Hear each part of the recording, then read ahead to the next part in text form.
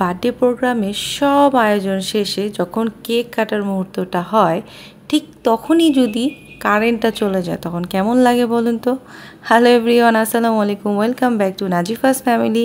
সবাই কেমন আছেন? আশা রাখছি সবাই অনেক বেশি ভালো আছেন। তো গতকালকে একটা বার্থডে প্রোগ্রাম ছিল, আর এই বার্থডে প্রোগ্রামটা ছিল আমি যে ফ্লোরে থাকি তার নিচতলায়। আর বার্থডেটা ছিল একটা ছোট্ট দুষ্টু মিষ্টি ছেলের। আমি হচ্ছে এই সুন্দর ডেকোরেশনটা করেছিলাম।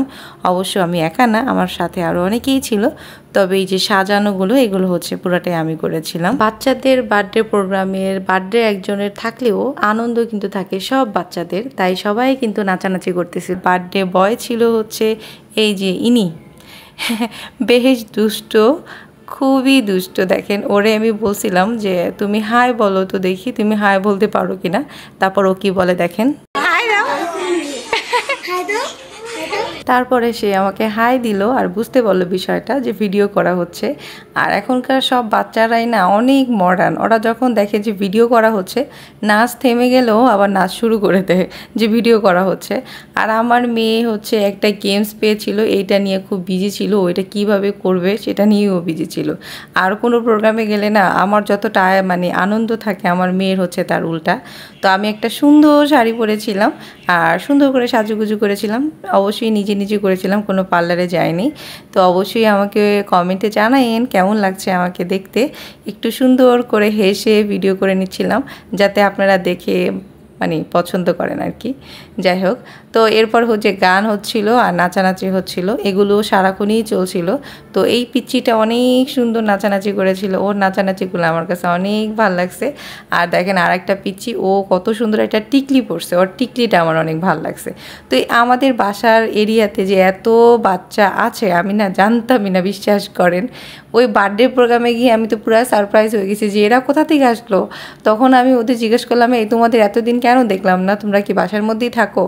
তো ওরা হচ্ছে পরে বলতেছিল যে না, আমরা আপনাকে দেখছি, আপনি আমাকে দেখেন নাই। তো ওরা হচ্ছে আবার এই যে টিকি টিকি গানে নাচতেছিল, এই গানটা কিন্তু বেশ পপুলার।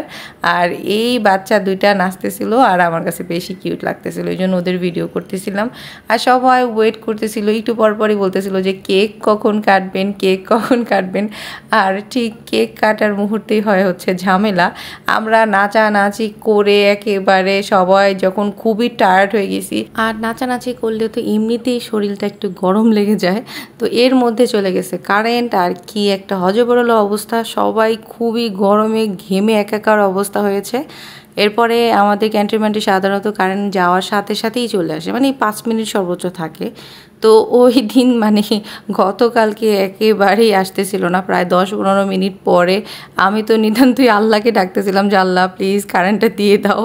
তো তারপরে কারেন্ট আসছিল, আর এদিক দিয়ে আমার মেয়েও হচ্ছে একটু ঝামেলা করতেছিল।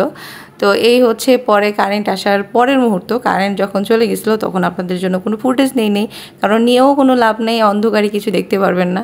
তো এরপরে হচ্ছে যখন কেক কাটার আগ মুহূর্ত ছিল তখন হচ্ছে ওর বাবা মা ছবি তুলতেছিল। তো দেখতেই পাচ্ছেন মাশাআল্লাহ, সবাই মাশাআল্লাহ বলবেন, তারা অনেক কিউট একটা কাপল। আর বেবিটাও মাশাআল্লাহ খুবই সুন্দর। সবাই ওর জন্য দোয়া করবেন, ওর যাতে একটা সুন্দর আগামী পথ চলা হয় সেটাই। তো সবাই মিলে হচ্ছে কেক কাটতেছিল, আর এর আগেই বেবিটা কেক কেটে দিয়েছিল। মানে ওর আর মানে রাহা নেই যাতা টাইপের একটা আর কি।